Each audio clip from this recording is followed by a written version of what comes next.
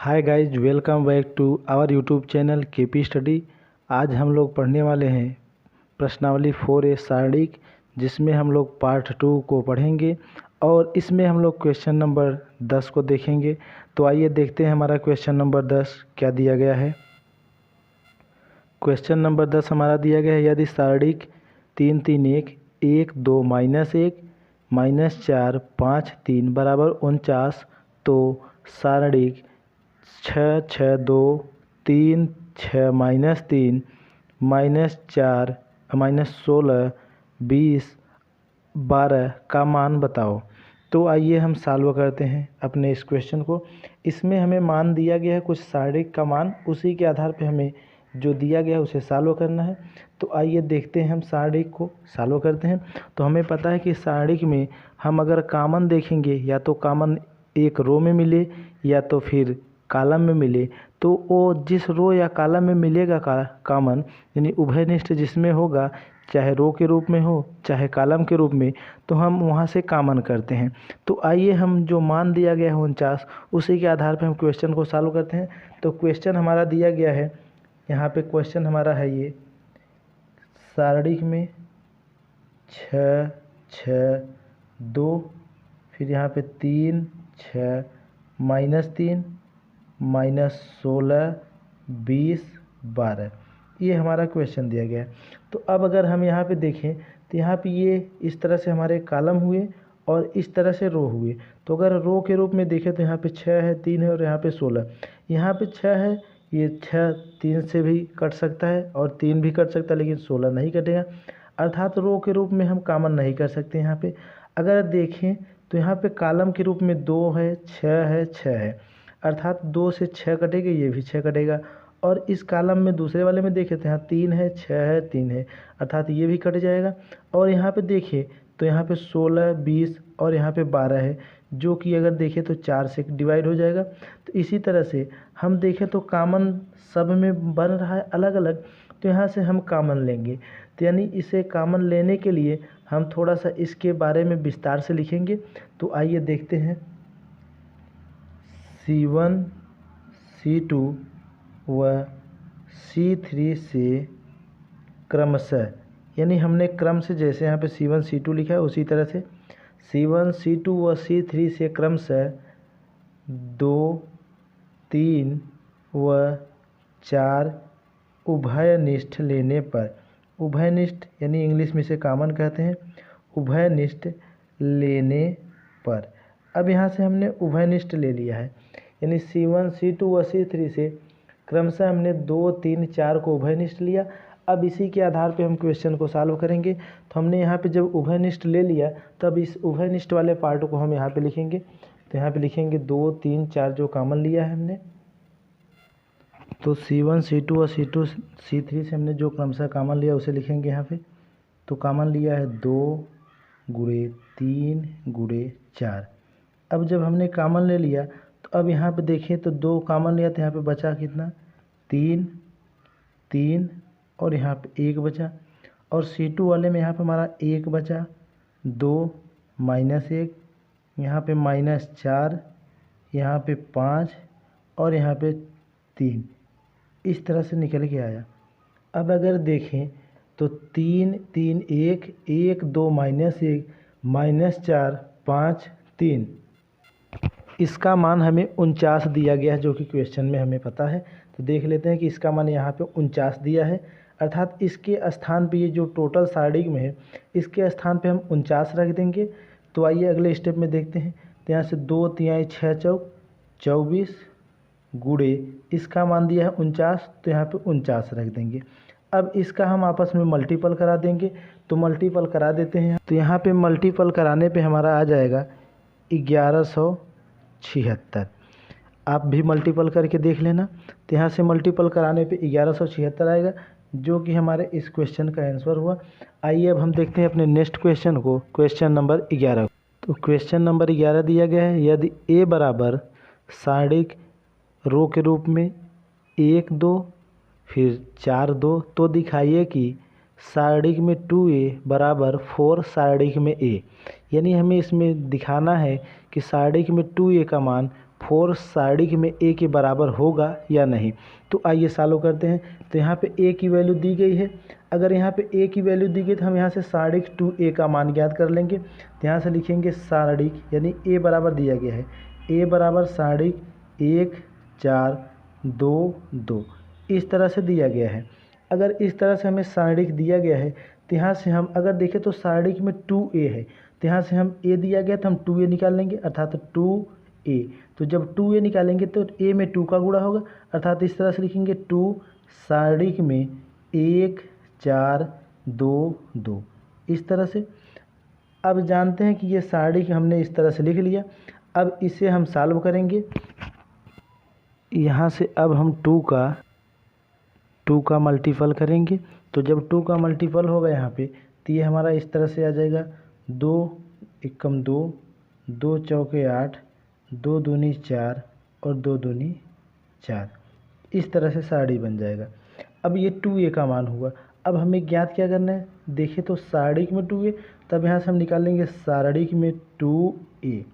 अब सारणिक 2a का मान निकालना है।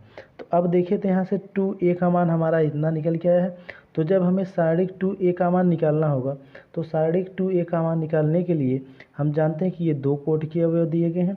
तो जब 2 कोटि के अवयव दिए गए तो हमारा सारणिक 2a का मान यही ज्ञात करेंगे। तो यहाँ से हम इसका त्रिज्या गुणा कर देंगे, अर्थात एक बार पुनः हम लिख सकते हैं इसके 2 4 8 4, ये 2a का मान आया।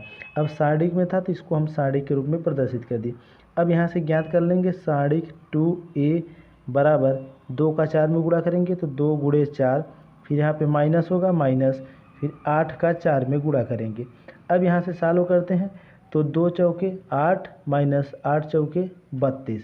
तो इस तरह से अब इसे सॉल्व कर देंगे तो यहाँ से घटाने पे आ जाएगा हमारा कितना, यहाँ से घटा दे तो 32 में से 8 जाएगा तो माइनस का 24, ये हमारा माइनस का 24 है। अब यहाँ पे अगला हमें सिद्ध करना क्या है, यानी अगला हमें दिखाना है, ये तो हमने 2a को दिखाया, अब हमें दिखाना है 4 सारणिक में a, ये ज्ञात करना है 4 सारणिक में a। तो आइए हम यहाँ से पहले सारणिक a का मान ज्ञात करेंगे। तो a बराबर दिया गया है हमें, अर्थात a बराबर हमें दिया गया है 1 2 4 2 इस तरह से दिया गया है। अब हम यहाँ से सारणिक a का मान ज्ञात करेंगे। तो सारणिक a बराबर, अब सारणिक a बराबर ज्ञात करना है। अब यहाँ पे सारणिक a जब ज्ञात करना है हमें तो यहाँ से त्रिज्या गुणा करेंगे तो 1 में 2 का, तो 1 गुणे 2, फिर यहाँ पे माइनस, अब इसके बाद यहाँ से 4 का 2 में गुणा करेंगे तो 4 गुणे 2। अब यहाँ से सॉल्व करते हैं तो 2 में 1 का गुणा किया 2 आया, माइनस 4 में 2 का गुणा किया 8। अब इसे सॉल्व कर देंगे यानी घटा देंगे तो यहाँ से निकल के आएगा हमारा माइनस का 6। अब यहाँ से माइनस का 6 आया मॉड a का मान, जिसे हम सारणिक कहते हैं। सारणिक a का मान आया माइनस का 6। अब सारणिक a का मान ज्ञात कर ले तो हमें ज्ञात क्या करना है, तो ज्ञात करना है 4 सारणिक में, तो यहाँ से लिखेंगे 4 सारणिक में a।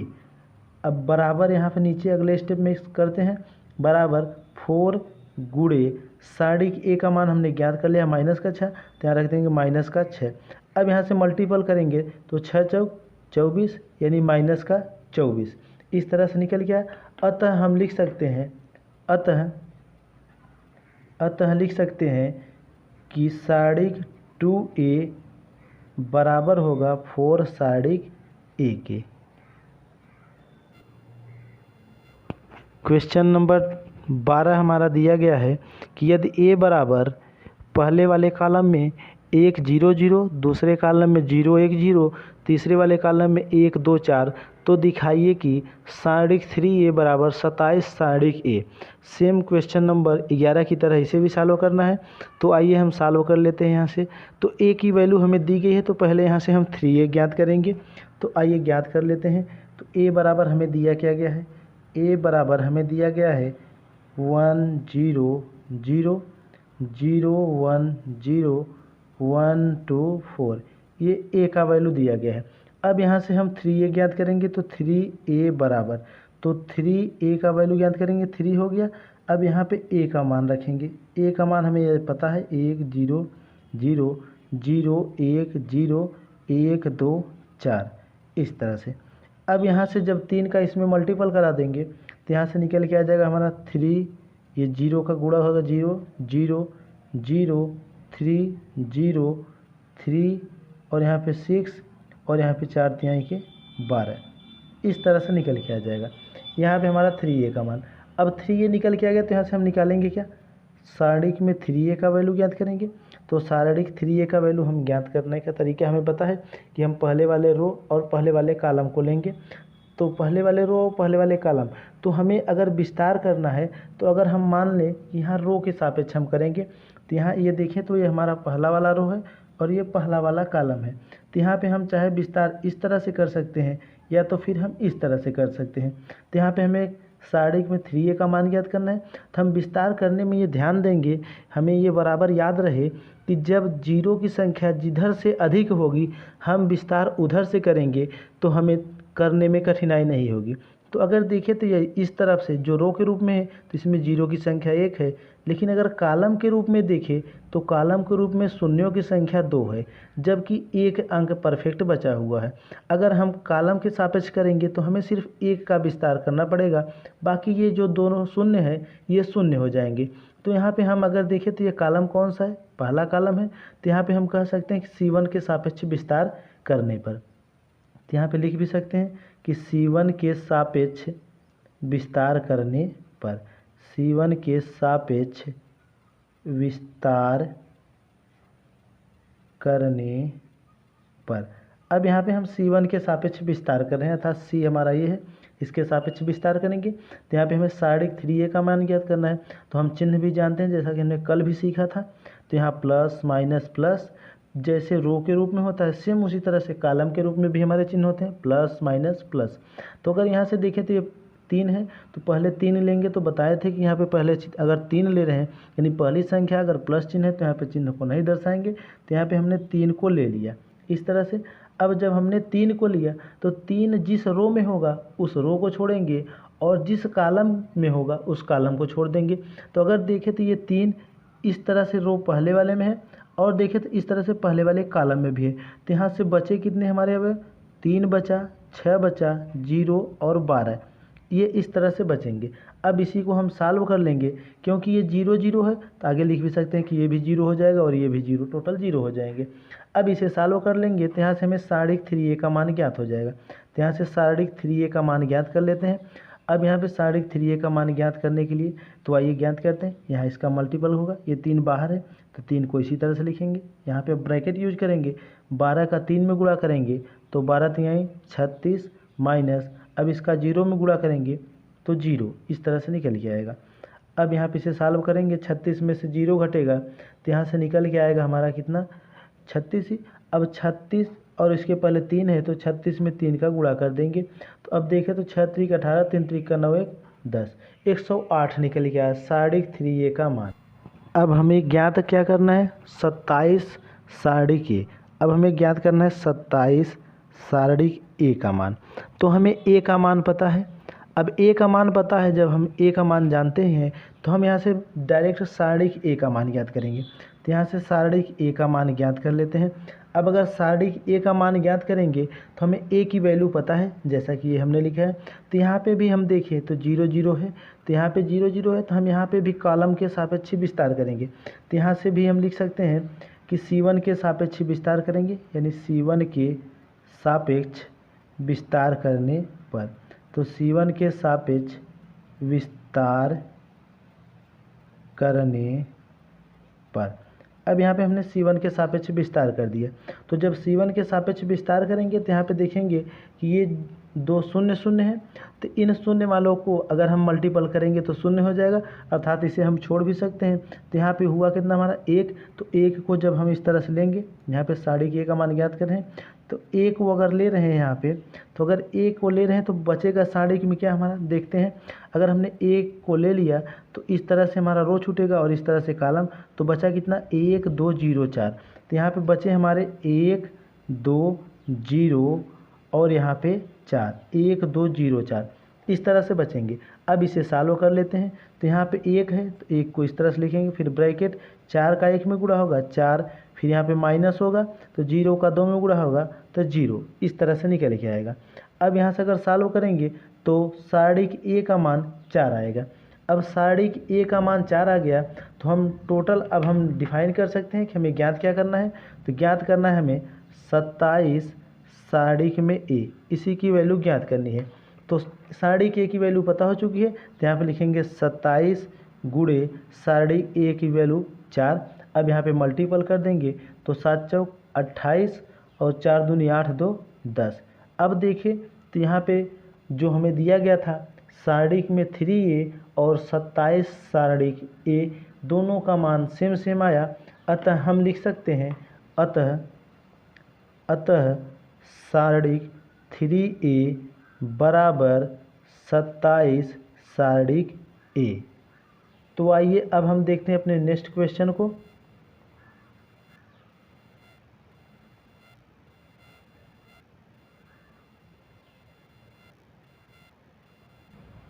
हमारा नेक्स्ट क्वेश्चन दिया गया है क्वेश्चन नंबर 13, सारणिक 13 14 15 जो कि कॉलम के रूप में है, 16 17 18 19 20 21 बराबर 0 जो कि हमें सिद्ध करना है।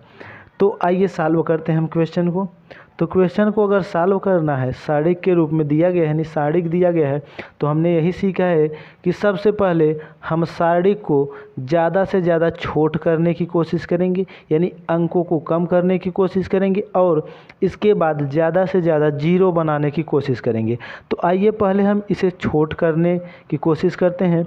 तो हम छोट करेंगे, यानी इसका अंक जो 16 17 18 19 20 इस तरह से बड़े बड़े लिखे हुए हैं, इसे हम छोटा करेंगे।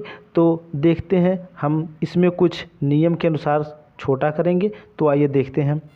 अब अगर यहाँ पे देखें तो जो हमारा ये 13 14 15 16 17 18 19 20 21, अगर देखें यहाँ पे तो ये कॉलम पहला, ये दूसरा और ये तीसरा।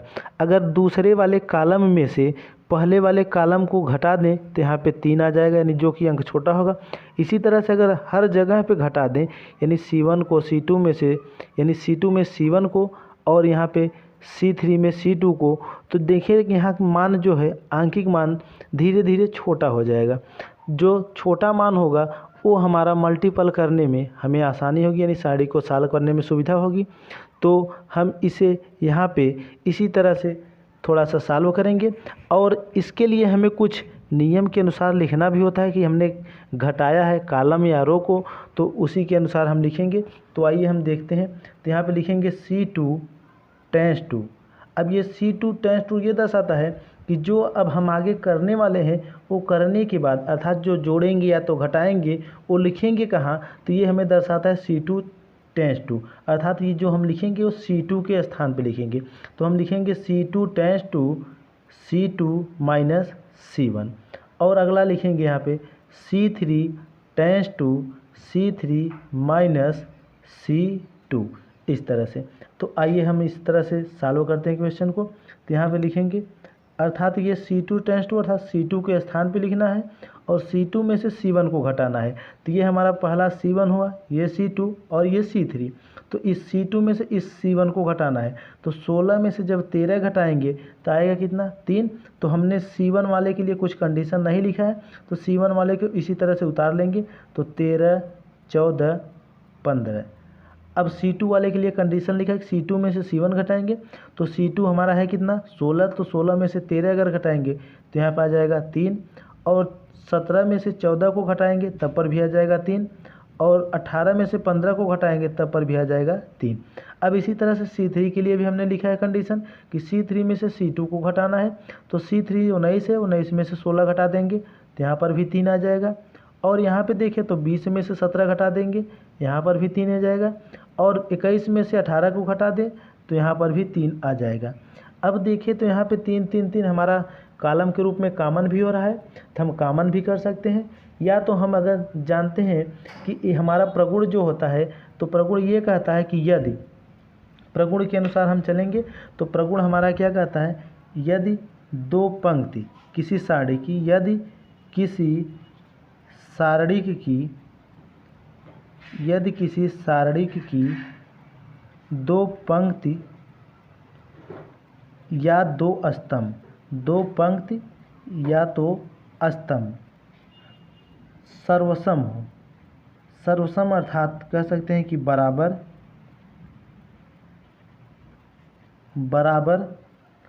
हो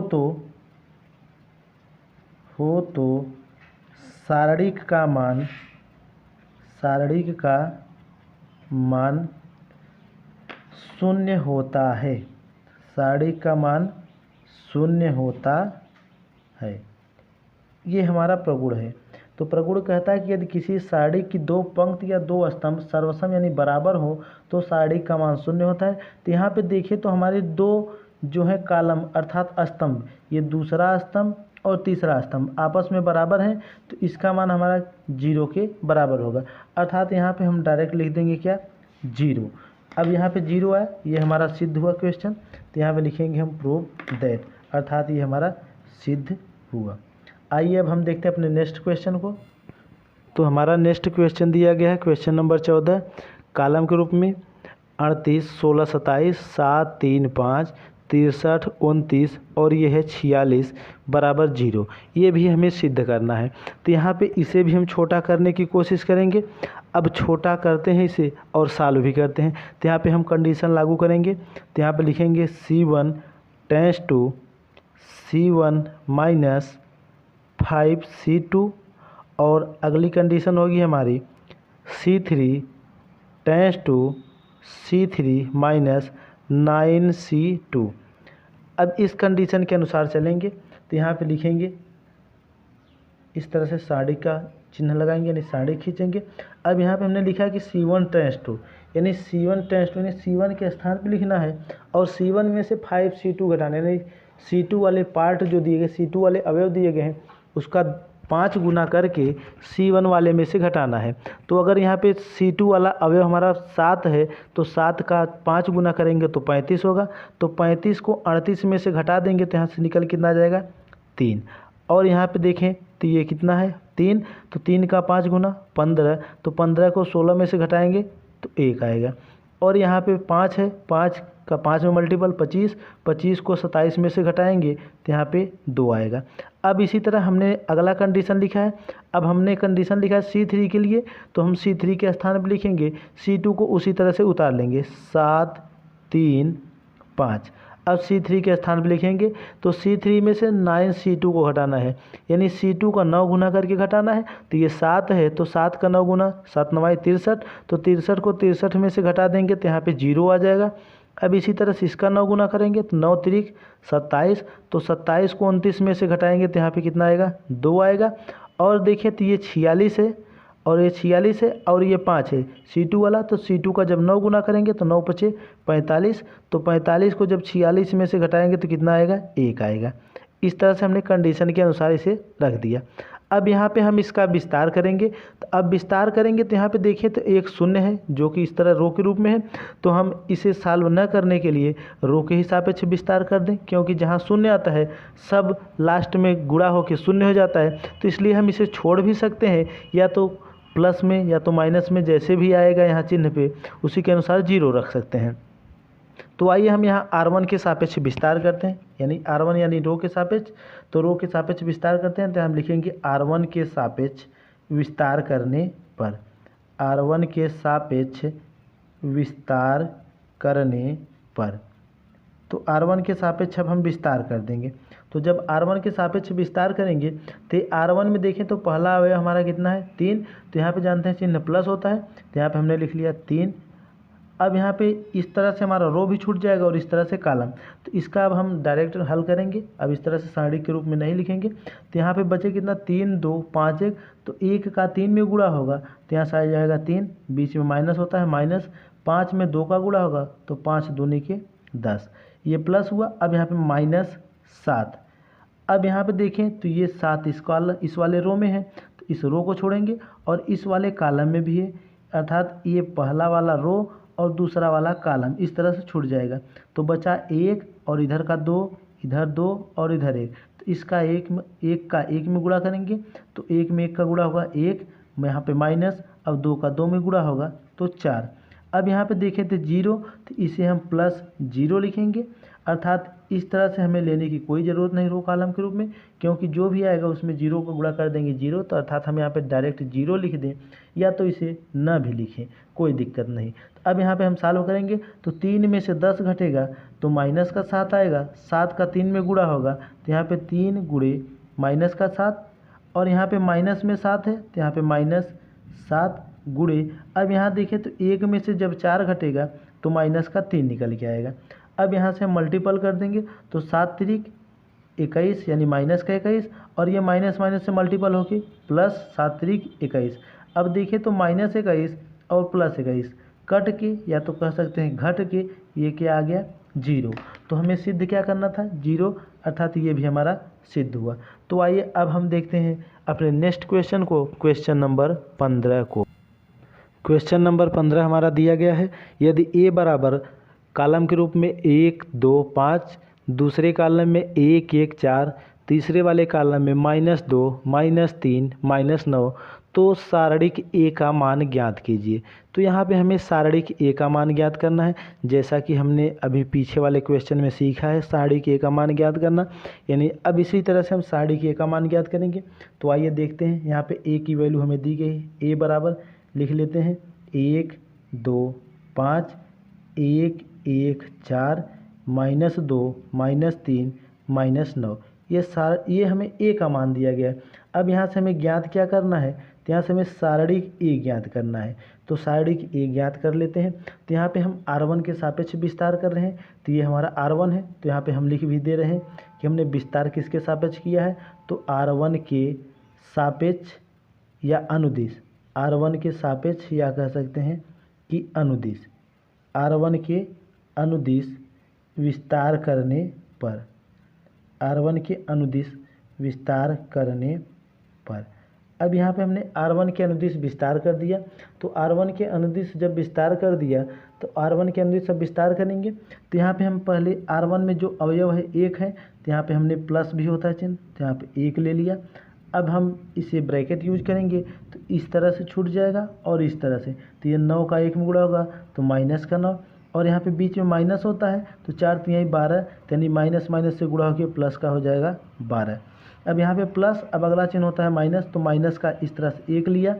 अब फिर यहाँ पे ब्रैकेट, अब ये वाला अवयव छूट जाएगा और ये वाला, तो 2 का 9 में गुणा होगा तो माइनस का 18, और ये 3 का 5 में गुणा होगा तो माइनस, जबकि यहाँ बीच में पहले से ही माइनस होता है तो माइनस माइनस हो जाएगा प्लस, और 3 पच्चे के 15। फिर आगे आएगा यहाँ पे प्लस माइनस, अब यहाँ पे प्लस आता है तो प्लस का माइनस में गुणा होकर क्या होगा -2। अब इस वाले कॉलम को छोड़ेंगे और इस वाले रो को, तो यहाँ से बचेगा 4, ये 2 1 5 4, तो 4 दूनी 8, और यहाँ पे इसे घटा देंगे तो माइनस का 5, यानी 8 - 5, यानी 4 का 2 में गुणा, फिर माइनस बीच में होता है, और 5 का 1 में गुणा, तो यहाँ पे 5। अब सॉल्व कर लेते हैं, तो यहाँ सारणिक ए बराबर, यहाँ से देखें तो 9 में से 12 घटेगा तो यहाँ पे 3 आएगा, 3 का 1 में गुणा करेंगे तो यहाँ से 3 ही आएगा, और यहाँ 18 में से 15 घटेगा तो -3, तो माइनस और -3 का माइनस से 1 में गुणा होगा तो प्लस का 3 आएगा। फिर यहाँ पे देखें तो 8 में से 5 घट जाएगा तो 3 आएगा प्लस में, तो -2 में गुणा होगा तो माइनस का 6 निकल के आएगा। अब देखें यहाँ से तो 3 3 जो कि प्लस में है 6, और यहाँ पे -6, तो -6 + 6 से कैंसिल होकर कितना आ गया 0, या तो घटा दें तब पर भी 0 आया। तो ये रहा हमारे इस क्वेश्चन का आंसर। तो आइए अब हम देखते हैं अपने नेक्स्ट क्वेश्चन को। क्वेश्चन नंबर 16 हमारा दिया गया है कि यक्स के मान ज्ञात कीजिए, जिसमें पहला क्वेश्चन 16 में पहला क्वेश्चन दिया गया है सारणिक में -6 3 2 यक्स बराबर 18। तो आइए हम सॉल्व कर लेते हैं सारणिक वाले इस क्वेश्चन को। तो यहाँ पे सारणिक को सॉल्व करने का तरीका पता है हमें कि यहाँ से त्रिज्या गुणा करेंगे, तो त्रिज्या गुणा करेंगे तो -6 गुणे यक्स, और यहाँ से बीच में माइनस होता है तो माइनस 3 का 2 में 3 दूनी 6 बराबर में 18 दिया गया है 18। अब यहाँ से देखिए तो यहाँ पे भी 6 और यहाँ पे भी 6, तो यहाँ से हम 6 को कॉमन कर सकते हैं, या तो कॉमन ना करके मल्टीपल ही कर दें, तो यहाँ पे हो जाएगा हमारा कितना माइनस का 6x, और ये -6 बराबर 18, इस तरह से भी लिख सकते हैं। अब ये माइनस में है तो इसे इस तरफ पक्षांतर कर देंगे तो प्लस हो जाएगा, तो -6x बराबर 18 + 6। अब यहाँ 18 में 6 जोड़ देंगे तो तो यहाँ -6x बराबर, तो 8 में 6 जोड़ेंगे तो 4, यानी 14 का 4 हाथ से लेग लगेगा और 1 में 1 जोड़ेंगे तो 2, तो यानी 18 6 24। अब यहाँ से यक्स निकालना है, तो यक्स बराबर 24 बटे, अब इस -6 को इस तरफ भेज देंगे तो माइनस का 6 बटे के रूप में हो जाएगा, कटा देंगे, 6 कम 6, 6 चौक 24, तो यक्स बराबर आ गया हमारा -4, क्योंकि यहाँ -4 और 6 चौक 24, तो यक्स का मान निकल के हमारा कितना -4, जो कि हमारे ये रहा इस क्वेश्चन का आंसर। तो आइए हम देखते हैं अपने नेक्स्ट क्वेश्चन नंबर 2 दिया गया है हमें, यानी 16 का क्वेश्चन नंबर 2, साढ़िक 2x -3 और 9 बराबर 30। तो आइए सॉल्व करते हैं। 2 में 9 का गुणा होगा, यानी 2 गुणे 9, फिर यहाँ पे -3 में x का गुणा होगा, तो यानी -3 गुणे x बराबर, इस तरफ 30 है तो 30, यहाँ से गुणा कर देंगे तो 9 दूनी 18, माइनस का माइनस में गुणा होकर प्लस, 3 का x में गुणा होगा 3x बराबर, इस तरफ होगा हमारा 30। अब इस 18 को इस तरफ पक्षांतर करेंगे तो 18 प्लस में है, इस तरफ आएगा माइनस होगा, तो 3x बराबर 30 माइनस 18। अब यहाँ से 3x बराबर 30 में से 18 घटा देंगे तो यहाँ से 12 आ जाएगा, तो x बराबर 12। अब 3 को पक्षांतर कर दिया तो यहाँ बटे के रूप में, तो 12/3 कटा दिए तो यहाँ से 4 आएगा, तो x बराबर हमारा निकल के आया 4। ये x बराबर 4 निकल गया, जो कि हमारे इस क्वेश्चन का आंसर हुआ। तो आइए अब देखते हैं हम इसमें नेक्स्ट क्वेश्चन नंबर 3 हमारा दिया गया है, साढ़िक 1 5 6 3 बराबर साढ़िक 7x 4 5 -x। तो आइए सॉल्व करते हैं क्वेश्चन को। तो यहाँ से 3 का 1 में गुणा करेंगे तो यहाँ से हो जाएगा 3 और बीच में होता है माइनस, तो यहाँ पे माइनस, 6 में 5 का गुणा करेंगे तो 6 पंजे 30 बराबर, इसी तरह से यहाँ 7 में -7x में -x का गुणा करेंगे तो -7x स्क्वायर हो जाएगा, फिर यहाँ पे -5 चौके 20। अब यहाँ से इसे घटा देंगे तो 3 अर्थात माइनस में 30 है तो घट जाएगा, यहाँ से आएगा कितना माइनस का 27 बराबर -7x स्क्वायर माइनस का 20, इस तरह से निकल के आएगा। अब इस -20 को अगर देखें तो यहाँ पे -20 है और यहाँ पे -27, तो -20 को हम इस तरफ पक्षांतर कर देंगे, तो पक्षांतर जब करेंगे तो यहाँ से माइनस का 20 और ये माइनस में है तो इस तरफ आएगा प्लस का 20 बराबर -7x स्क्वायर, इस तरह से बचेगा। अब यहाँ पे घटा देंगे तो माइनस में 27 और प्लस में 20, तो इसमें 27 बड़ी है तो इसी का चिन्ह लिखा जाएगा, तो 27 में से 20 घटेगा तो माइनस का 7 बराबर -7x स्क्वायर। तो यहाँ पे देखिए -7 से -7 कैंसिल, तो यहाँ बचा कितना 1, तो कह सकते हैं कि x स्क्वायर बराबर 1 बचा। तो x बराबर अगर लिखेंगे तो x बराबर कह सकते हैं कि करड़ी में लिखेंगे प्लस माइनस का 1, इस तरह से, अर्थात x बराबर हमारा यहाँ से निकल कितना आएगा प्लस माइनस का 1 या फिर x बराबर 1, दोनों लिख सकते हैं। तो यहाँ से x की वैल्यू हमारी कितनी आ गई 1। ये रहा हमारे इस क्वेश्चन का आंसर। तो आइए अब देखते हैं हम अपने नेक्स्ट क्वेश्चन को।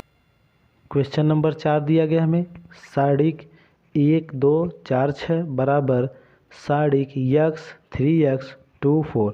तो आइए सॉल्व करते हैं।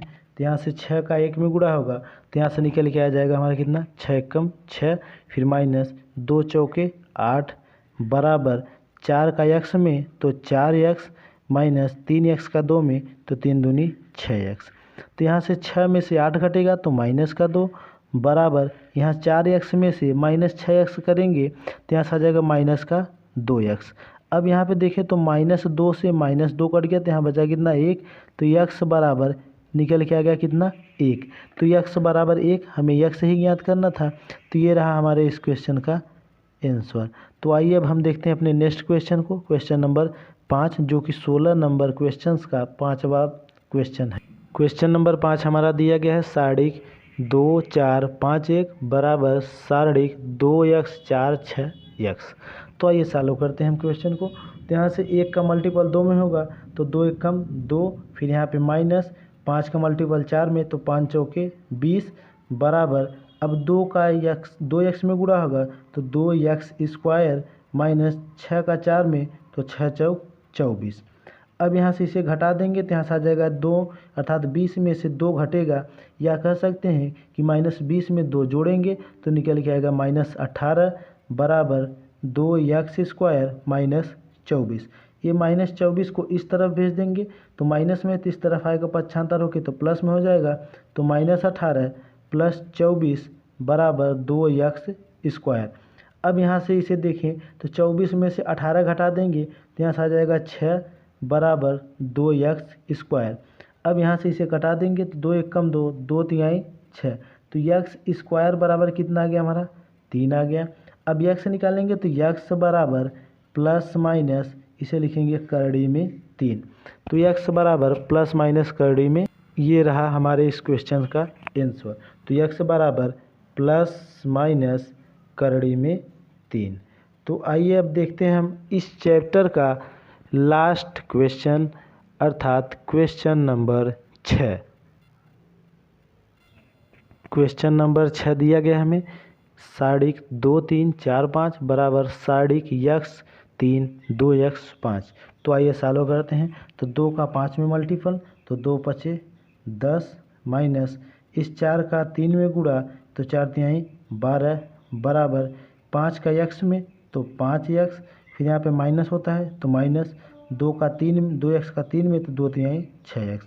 अब यहाँ 10 में से 12 घटेगा तो -2 बराबर यहाँ से 5x में से अगर -6x घटा दें, यानी -6x में या तो 5x कह सकते हैं कि जोड़ दें तो यहाँ से आ जाएगा -x, तो माइनस से माइनस कैंसिल हो जाएगा तो x बराबर यहाँ से आ जाएगा 2। ये रहा हमारे इस क्वेश्चन का आंसर, x बराबर 2। तो यदि आप लोगों को वीडियो पसंद आई हो तो कृपया चैनल को लाइक, शेयर और सब्सक्राइब करना न भूलें।